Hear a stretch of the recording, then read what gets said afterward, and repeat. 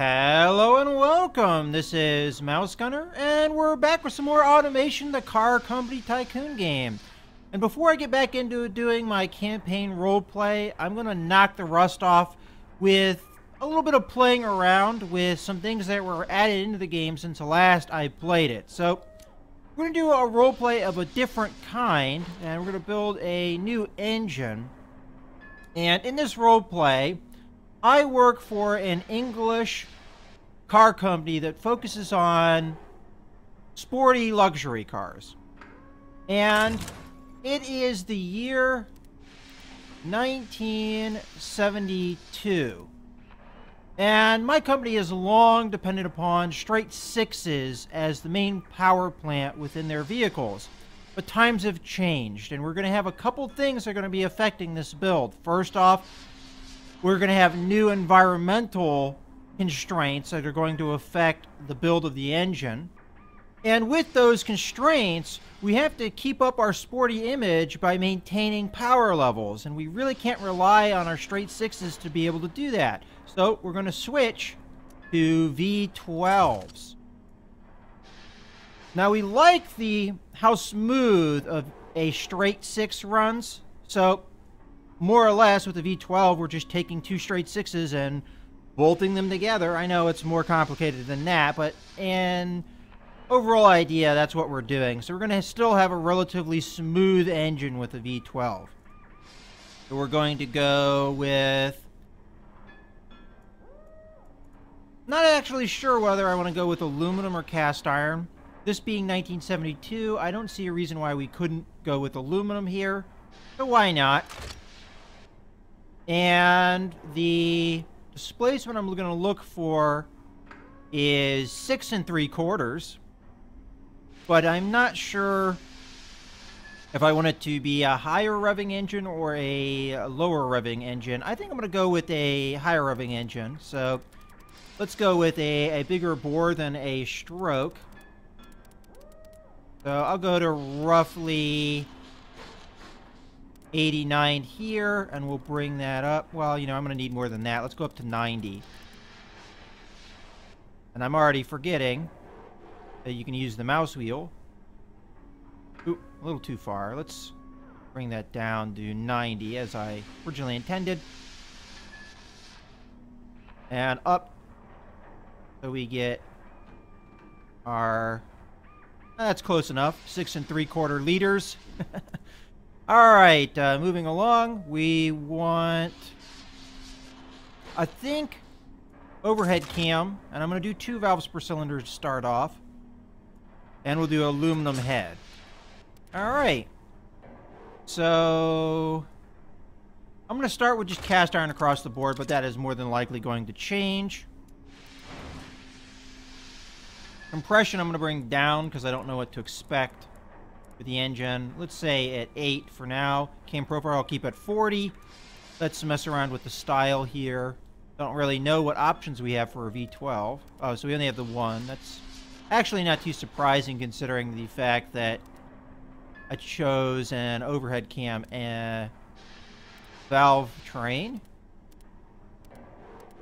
Looking for more chrome, but you know what? We'll go with the emerald green here.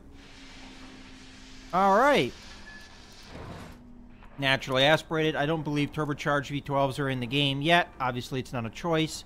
Although it might be a choice later on. But I believe when I was poking around with the engine, it didn't have that even in 2015. So we'll continue on. Alright. I want injection and mechanical injection. I'm going to go with just single for now, but we might toy with throttle per cylinder as well. And this is supposed to be a high-tech, complex engine. It's probably not going to be that reliable as a result. And we've got standard performance intake. We'll stay with standard for now. And I need regular unleaded. Fuel mixture I'm going to keep as it is for now. Ignition timing I'm going to bring down to, let's say, 20. RPM limit I'll keep as it is. I'll go with tubular headers. This is a fancier, more expensive engine. Exhausts, I'll go with dual.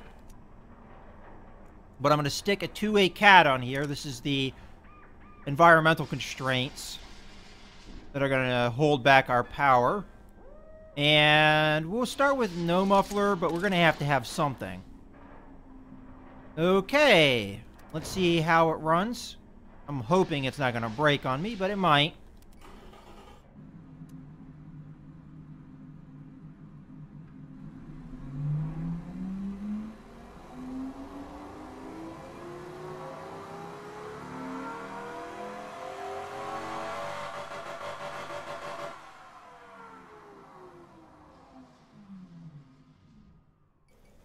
Okay, not too bad. We're having some valve float issues, but I can easily get rid of that by just changing the RPM limit.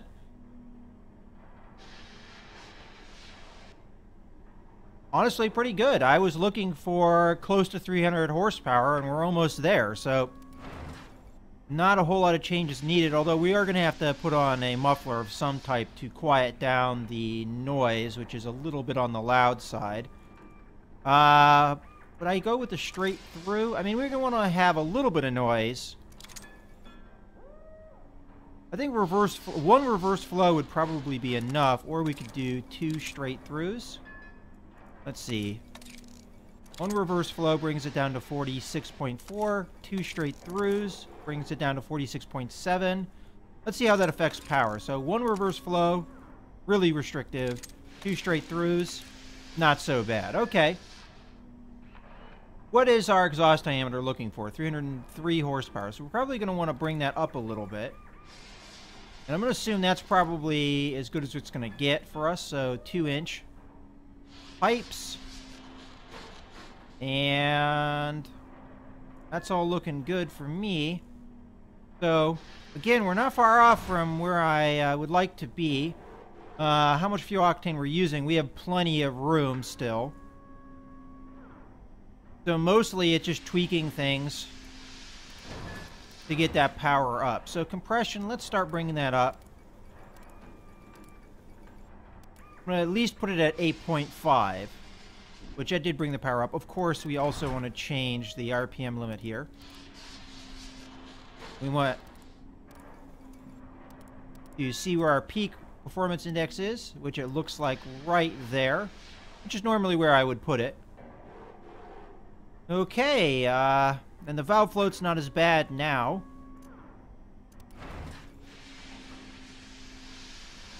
So, let's poke the cam profile here. Oh, that actually was detrimental. I want to get it up a little bit here. To, say, 45 for now. Let's see how that affected our RPM limit. Do we need to push it out? According to this, no. It's still where it needs to be as far as the performance indexes are concerned. Now, reliability is not that high, but I'm actually not too concerned about that. This is a English luxury car. That kind of goes hand in hand with what you expect out of something like that. So ignition timing needs to definitely come up. That's, of course, going to push out where the power comes in. All right.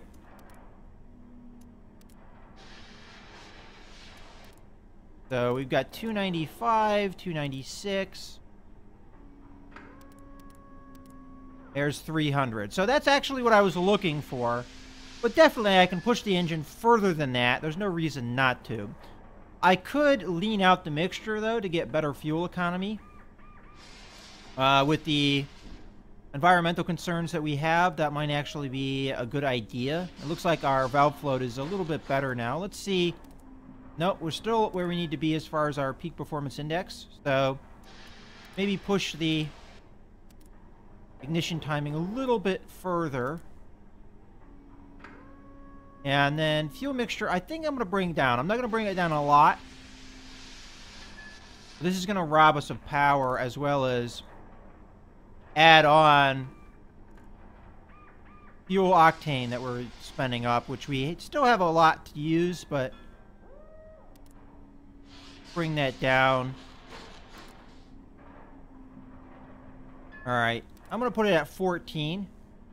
And then I'm going to bring up our ignition timing to kind of combat some of that power loss that we just had. And we should be at our peak. If I go any further,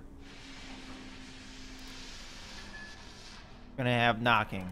Alright, there. That's our point of knocking. So 303 horsepower. The economy's not bad. We definitely brought that down. Now, there is a number of other things we can still do.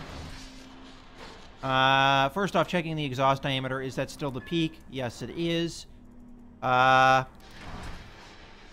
about the intake? I could see going up to a performance intake, which would bring that up.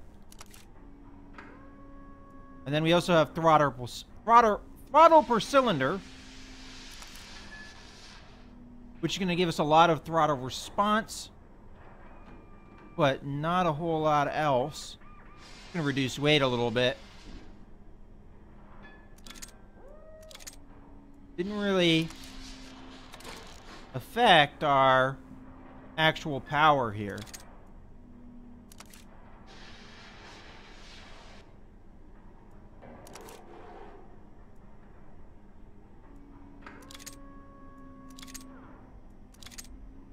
I think I'm fine with the standard intake. I mean, yeah, it is an improvement, but it's a minor one. I honestly am very happy with where things went. Now, I can bring up the reliability here by changing the pistons, which I haven't done. And this may also affect other things, too. For instance, I believe Forge gives you more fuel octane.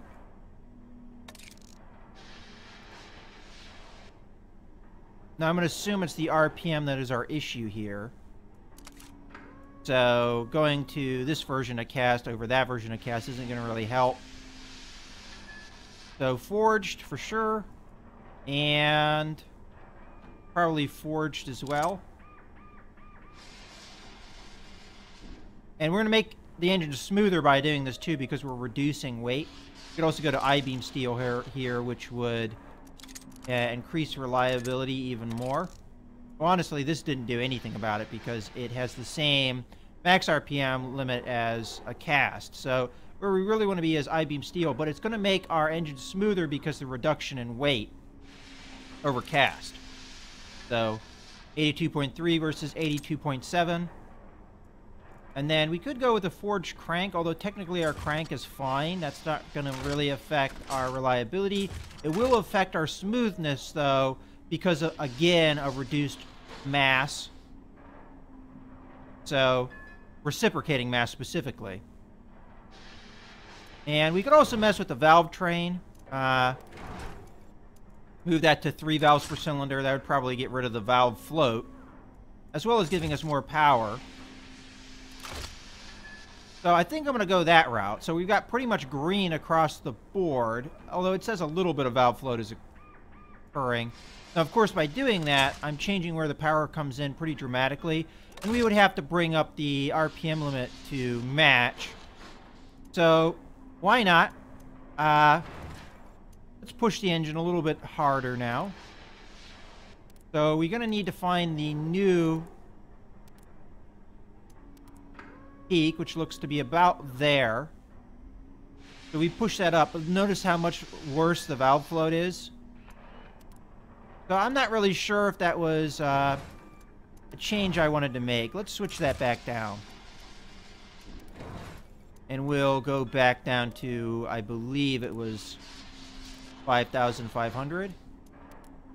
Although it is saying that my peak performance is out further now, yeah, as you can see. It looks like about 5,700 is where it wants it now. I'm going to put it at 5,600. And there's no real difference between 5,600 and 5,500. So I might even keep it there.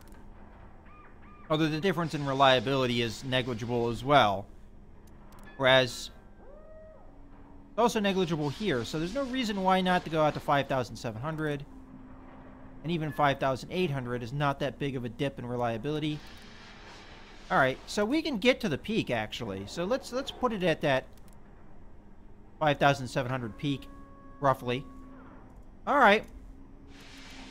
See, that's a lot different. I'm not as used to that. I'm used to big drop-offs in reliability. Maybe they've tweaked the reliability numbers around since last I played. Alright, so we definitely have more fuel octane, though, to play with, and this will change how our power comes in. So I think I'm going to start off with compression here. And I'm only going to be able to get it up a couple points. And then I'll do the rest with ignition timing here. So might be able to get it up. Alright, that's as far as we can push it. Get up to 312. Not bad. With a performance intake, we'd probably be past 315. But I'm pretty happy with where things are. I think I actually improved the economy quite a bit. And did the performance index go down because of what I did? Yeah, it probably did. Still, 5,700 is our peak. Okay. I think this is going to be it for the engine. I got to play around a little bit there with the V12s, which are new to me. And I hope you guys have enjoyed this video. This is Mouse Gunner, signing out.